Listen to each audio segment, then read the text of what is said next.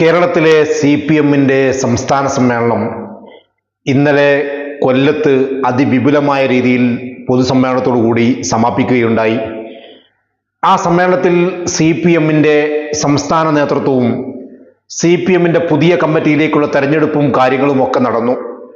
പക്ഷെ ആ സമ്മേളനത്തിൽ എവിടെയെങ്കിലും വിമർശനാത്മകമായിട്ട് ചില വാക്കുകളെങ്കിലും കൊണ്ട് കേരളത്തിൻ്റെ മുഖ്യമന്ത്രിയെ തിരുത്തിക്കാൻ വേണ്ടി ആരെങ്കിലും ശ്രമിച്ചോ എന്ന് ഒരു ചോദ്യം പോലും ആ സമ്മേളനത്തിൽ ഉണ്ടായില്ല. എന്തുകൊണ്ടാണ് മുഖ്യമന്ത്രിയെക്കുറിച്ച് നമ്മൾ ഇങ്ങനെ ഒരു വാക്ക് പറയുന്നത്? മുഖ്യമന്ത്രിയെക്കുറിച്ചാണ് കേരളത്തിലെ ഈ ഭരണ സംവിധാനങ്ങളിൽ ഏറ്റവും കൂടുതൽ വിമർശനങ്ങൾ കേട്ടത്. മുഖ്യമന്ത്രിയെക്കുറിച്ചാണ് ഏറ്റവും കൂടുതൽ ആരോപണങ്ങൾ പറഞ്ഞത്. മുഖ്യമന്ത്രിക്കെതിരായിട്ടാണ് ഏറ്റവും കൂടുതൽ തെളിവുകളും അതല്ലെങ്കിൽ മറ്റുള്ള കാര്യങ്ങളും പൊതുസമൂഹം ചർച്ച ചെയ്യപ്പെട്ടത്. എല്ലാ കാര്യങ്ങളിലും ഭരണാധികാരി എന്നുള്ള നിലക്ക് വിമർശനങ്ങൾ ഏറ്റുവാങ്ങേണ്ടി വന്ന ആളുമാണ് പിണറായി വിജയൻ.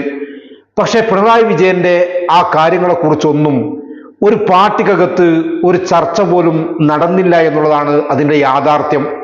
കാരണം ചെറിയ രീതിയിൽ ചർച്ചകൾ നടന്നത് മുഴുവനും ഏരിയ കമ്മിറ്റികളിലും അല്ലെങ്കിൽ ജില്ലാ കമ്മിറ്റികളിലെ ചില ശബ്ദങ്ങൾ മാത്രമായിരുന്നു.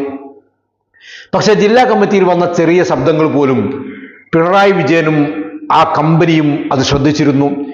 ഇനി സംസ്ഥാന സമ്മേളനത്തിലേക്ക് വരുമ്പോഴേക്ക് ഈ ഇമേജുകൾ മുഴുവനും മാറ്റിയെടുക്കണം. ജില്ലാ സമ്മേളനങ്ങളുടെ ഏറ്റവും കൂടുതൽ ചർച്ച നടന്നത് കേരളത്തിൻ്റെ ആഭ്യന്തര വകുപ്പിൻ്റെ പരാജയമായിരുന്നു. പോലീസിൻ്റെ ഇടപെടൽ, പോലീസ് ഭരണത്തിനുണ്ടാക്കിയ വല്ലാത്ത പരിക്കുകൾ, പോലീസിന് നിയന്ത്രണ വിധേയമല്ല എന്നുള്ള സമ്മേളന പ്രതിനിധികളുടെ ചർച്ചകൾ, ആഭ്യന്തര വകുപ്പിന് ഒരു മന്ത്രി ഉണ്ടോ എന്ന ചോദ്യങ്ങളൊക്കെ ജില്ലാ കമ്മിറ്റിയിൽ നിന്ന് ഉയർന്നു വന്നിരുന്നു. പക്ഷെ ജില്ലാ കമ്മിറ്റിയിൽ നിന്ന് ഏതെങ്കിലും കോണുകളിൽ നിന്നാണ് ചില ആ ഉയർന്നു വന്ന ചോദ്യങ്ങൾ ഉണ്ടായത്. ആ ചോദ്യങ്ങൾ ചോദിച്ചവരെ പോലും പ്രത്യേകമായി നോട്ട് ചെയ്തിരുന്നു. ആ ചോദ്യങ്ങൾ ചോദിച്ചവർ പിന്നീട് മിണ്ടിയിട്ടേയില്ല. സംസ്ഥാന സമിതിയും സംസ്ഥാന കമ്മിറ്റിയും സംസ്ഥാന സമ്മേളനവും ഒക്കെ ആയപ്പോഴേക്ക് അങ്ങനെ ഒരു ആരോപണം ഉണ്ടാവാൻ പോലും പാടില്ല എന്ന് പിണറായി വിജയനും ടീമും തീരുമാനിക്കുകയായിരുന്നു. അങ്ങനെ സംസ്ഥാന സമ്മേളനത്തിലേക്ക് വന്നപ്പോഴേക്കും മുഖ്യമന്ത്രിയെ നമ്മൾ ക്ലീൻ ചീറ്റാക്കി മാറ്റണം, മുഖ്യമന്ത്രിയെ ഒരു പവർഫുൾ ആക്കി മാറ്റണം, മുഖ്യമന്ത്രിയുടെ എല്ലാ പരിക്കുകളും തീർക്കണം. അങ്ങനെയാണ് സംസ്ഥാന സമ്മേളനത്തിലേക്ക് പോയത്. ആ സംസ്ഥാന സമ്മേളനം കഴിയുമ്പം നിങ്ങൾ ആലോചിച്ച് നോക്കൂ, കേരളത്തിന്റെ പോലീസിനെ കുറിച്ച് സംസ്ഥാന സമിതിയിൽ എന്തെങ്കിലും ഒരു വിമർശനം ഉണ്ടായോ? പോലീസ് ഉണ്ടാക്കിയ ഈ സംസ്ഥാനത്തിന് തന്നെ ഏറ്റവും വലിയ പരിക്കുണ്ടാക്കിയ പ്രശ്നങ്ങളിൽ ചർച്ചകൾ നടന്നോ? മുഖ്യമന്ത്രിയുടെ കീഴിലുണ്ടായിരുന്ന ADGP RSSുമായി ചർച്ച നടത്തിയതിനെ കുറിച്ച് ആരെങ്കിലും ഒരു വാക്ക് പറഞ്ഞോ? ആ ADGP മുഖ്യമന്ത്രിയോട് പറഞ്ഞിട്ടാണോ പറയാതെയാണോ പോയതെന്നൊരു ചോദ്യം ആരെങ്കിലും ചോദിച്ചോ? കമ്മ്യൂണിസ്റ്റ് പാർട്ടി ഭരിക്കുന്ന ഒരു ഭരണത്തിന്റെ കീഴിലെ ADGP RSSന്റെ ഏറ്റവും വലിയ നേതാവുമായി രഹസ്യമായി ഔദ്യോഗിക വാഹനം ഒളിപ്പിച്ചു വെച്ച് പോയതിനെ കുറിച്ച് ആരെങ്കിലും ഒരു വർത്തമാനം പറഞ്ഞോ? മുഖ്യമന്ത്രി മലപ്പുറം ജില്ലയെ അടക്കം പറഞ്ഞിട്ടുള്ള വാക്കുകൾ, ഹിന്ദു പത്രത്തിന് കൊടുത്ത അഭിമുഖങ്ങൾ, ഇവിടെ വരുന്ന ഹവാല പണവും സ്വർണവും ഒക്കെ രാജ്യവിരുദ്ധ താല്പര്യത്തിനും പ്രവർത്തനത്തിനുമാണ് ഉപയോഗിക്കുന്നത് എന്ന് ലേഖനം എഴുതിയ മുഖ്യമന്ത്രിയുടെ ദി ഹിന്ദുവിലെ ലേഖനം, ഇതിനെക്കുറിച്ചൊക്കെ മലപ്പുറം ജില്ലയിൽ നിന്ന് പോലുമുള്ള ഒരു പ്രതിനിധി പോലും ഒരു ചോദ്യം പോലും ചോദിക്കാൻ തയ്യാറായില്ല. അതല്ലെങ്കിൽ അതിനെക്കുറിച്ച് ചർച്ചയെ ചെയ്തില്ല. എന്താണ് കാരണമെന്ന് ചോദിച്ചാൽ ഇത് പാർട്ടി ചർച്ചകൾക്കപ്പുറത്ത് ഇതൊരു PR വർക്കായി ഇത് മാറിയിട്ടുണ്ട് എന്നാണ് സത്യം. രണ്ടാമത്തെ ഒരു കാര്യം കൂടി ചോദിക്കൂ. മുഖ്യമന്ത്രിയുടെ മകളുമായി ബന്ധപ്പെട്ട വലിയ വിവാദങ്ങൾ വന്നല്ലോ.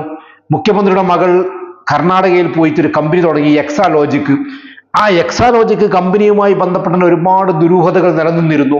പക്ഷേ എക്സാലോജിക്കിന്റെ കമ്പനിയിലേക്കും മുഖ്യമന്ത്രിയുടെ മകൾക്കും ഇവിടുത്തെ കരിമണൽ കർത്ത ഓരോ മാസവും 8 ലക്ഷം രൂപ കൊടുക്കുന്നുണ്ട് എന്ന് ഒരു അന്വേഷണ ഏജൻസി കണ്ടെത്തിയിട്ട് കൃത്യമായ തെളിവും പറഞ്ഞപ്പോൾ ആ എന്തിനു കൊടുത്തു ഏതിന് കൊടുത്തു എന്നതിനപ്പുറത്ത് ആ പണം കൊടുത്തു എന്ന് കണ്ടെത്തിയപ്പോഴേക്കും പിണറായി വിജയന്റെ മകൾ ആ കമ്പനി പൂട്ടി തിരിച്ചു പോന്നു.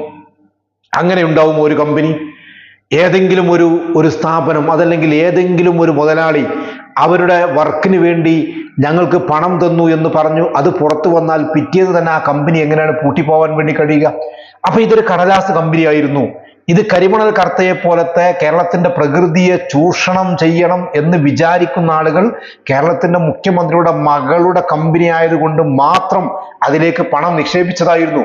അതും അനധികൃതമായിട്ട് പണം കൊടുത്തതായിരുന്നു. ഇത് എന്ന് കിട്ടിയെന്ന് കണ്ടെത്തി അന്ന് തന്നെ പിറ്റേന്ന് ഒരു കമ്പനി പൂട്ടുകയാണ്. ഇപ്പോൾ ആ കമ്പനി പ്രവർത്തിക്കുന്നുണ്ടോ? എക്സാലോജിക് ഇല്ല എന്നായിരിക്കും ഉത്തരം. അപ്പോൾ ഈ കമ്പനി എന്തിനു വേണ്ടിയിട്ട് തുടങ്ങിയതാണ്? ഈ പണം വരാൻ വേണ്ടിയിട്ട് മാത്രം തുടങ്ങിയതാണ്. ഇത് കേരളത്തിലുടനീളം ചർച്ച ചെയ്തു. AK ബാലൻ സഖാവൊക്കെ വന്നിട്ട് ഇതിനെ ന്യായീകരിക്കലായിരുന്നു. എന്നും പണി, മുഖ്യമന്ത്രിയെ വേട്ടയാടുന്നു, മുഖ്യമന്ത്രിയുടെ മകളെ വേട്ടയാടുന്നു, ഇതിൽ യാതൊരു കയമ്പുമില്ല.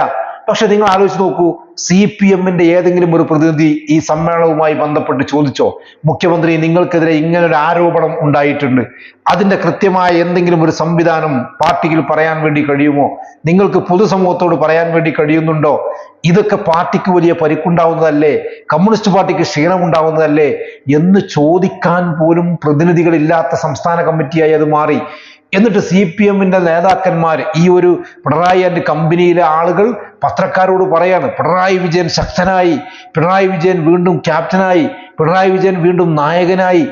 ഇങ്ങനെ പാട്ട് എഴുതിപ്പിച്ചും ഇങ്ങനെ കവിത എഴുതിപ്പിച്ചും ഇങ്ങനെ പുകഴ്ത്തിയുമൊക്കെ കൊണ്ടു നടക്കുന്ന ഒരു കമ്പനി മാത്രമായി ആ പാർട്ടിയുടെ സംവിധാനം മാറി എന്നുള്ളതല്ലേ നമ്മൾ ഈ സമ്മേളനത്തോടു കൂടി കാണുന്നത്.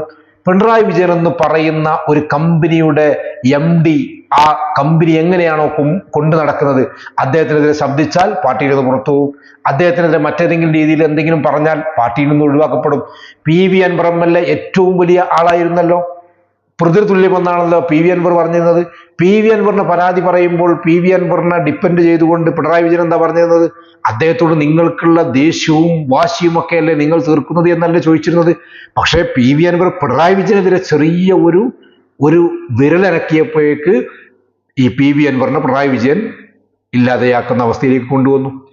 അപ്പം ഈ സമ്മേളനങ്ങളൊക്കെ നടക്കുമ്പോൾ ആകെയുള്ള പ്രശ്നം, പിണറായി വിജയൻ എന്ന് പറയുന്ന ഈ കമ്പനിയുടെ കൊണ്ടു നടക്കുന്ന മുതലാളിക്കൊരു പരിക്കും പറ്റരുത്.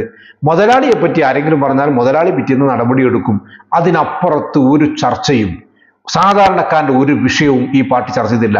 വിലക്കയറ്റം ചർച്ച ചെയ്തോ ഇല്ല, വൈദ്യുതി ചാർജിന്റെ വർധനവ് ചർച്ച ചെയ്തോ ഇല്ല, നികുതിന്റെ വർധനവ് ചർച്ച ചെയ്തോ ഇല്ല, വെള്ളക്കരത്തിന്റെ വർധനവ് ചർച്ച ചെയ്തോ ഇല്ല. ഏത് വിഷയമാണ് പാവപ്പെട്ടവൻ്റെത് എന്ന് പറയുന്ന പാർട്ടി ചർച്ച ചെയ്തത്? അങ്ങനത്തെ ഒരു വിഷയത്തെ ചർച്ച ചെയ്തിട്ടില്ല. എല്ലാം പിണറായി വിജയന്റെ കഴിവായിരുന്നു, പിണറായി വിജയൻ ഇങ്ങനെയായിരുന്നു പറഞ്ഞ് പുതിയൊരു നയരേഖ പിണറായി വിജയൻ അവതരിപ്പിച്ചിട്ടുണ്ട്. ഒരു കാര്യം ഉറപ്പിക്കുക, കമ്മ്യൂണിസ്റ്റ് പാർട്ടി എന്ന് പറയുന്ന ഈ സംവിധാനത്തെ തകർക്കാൻ വേണ്ടി പോകുന്ന പുതിയ നവകേരള പദ്ധതിയുടെ ഭാഗമായിട്ടാണ് പിണറായി വിജയൻ അത് അവതരിപ്പിച്ചത്. കാരണം ഇന്ത്യയിലും ലോകത്തും ഇനി നിലനിൽക്കുന്നത് കുറച്ച് സ്ഥലം മാത്രം. ഇന്ത്യയിൽ ഇത് കേരളത്തിൽ മാത്രമേ ഉള്ളൂ. 34 കൊല്ലത്തെ ഭരണം ബുദ്ധദേവ് ഭട്ടാചാര്യ അടക്കമുള്ള ആളുകൾ ഭരിച്ച് എല്ലാം കുടക്കീലായി എന്ന് വിചാരിക്കുന്ന സമയത്താണ് കയ്യിൽ നിന്ന് ഈ പാർട്ടി ഒലിച്ചു പോയത്. ത്രിപുര അനവധി കാലം ഭരിച്ചു, ഞങ്ങളല്ലാത്തൊരു സംവിധാനവും ഇല്ല എന്ന് പറഞ്ഞ് ശക്തമായി നിൽക്കുന്ന സമയത്താണ് ത്രിപുരയും കയ്യിൽ നിന്ന് പോയത്. കേരളം ഈ അഹങ്കാരവും ഈ ആർഭാടവും ഞങ്ങൾ തന്നെയാണ് എല്ലാമെന്നും ഞങ്ങളെ എതിർക്കാൻ ആരുമില്ലെന്നും ഞങ്ങൾ വീണ്ടും അധികാരത്തിലാണെന്ന് പറഞ്ഞ ഈ അഹങ്കാരങ്ങൾ ഇങ്ങനെ നടക്കുന്നതിനിടയിൽ ഈ പാർട്ടി കയ്യിൽ നിന്ന് ഒലിച്ചു പോകും. കമ്മ്യൂണിസ്റ്റ് പാർട്ടി ലോകത്ത് തകർന്നത് മുഴുവനും പതുക്കെയാണെന്ന് ഒരിക്കലും വിചാരിക്കരുത്. അത് തകരുമ്പോൾ തകർന്നത് മുഴുവനും ഒറ്റയടിക്കാണ്. കമ്മ്യൂണിസ്റ്റ് പാർട്ടി നിലനിൽക്കണമെന്ന് ആഗ്രഹിക്കുന്നവരും കമ്മ്യൂണിസ്റ്റ് പാർട്ടിയുടെ ആശയങ്ങൾ നിലനിൽക്കണമെന്ന് ആഗ്രഹിക്കുന്നവരും ഈ പാർട്ടിയെ നന്നാക്കാൻ എവിടുന്നെങ്കിലും ഒരു ശബ്ദം, ഒരു നിലവിളി ഉണ്ടാക്കുന്നത് നല്ലതാണ് എന്ന് മാത്രമേ പറയാൻ വേണ്ടി കഴിയൂ.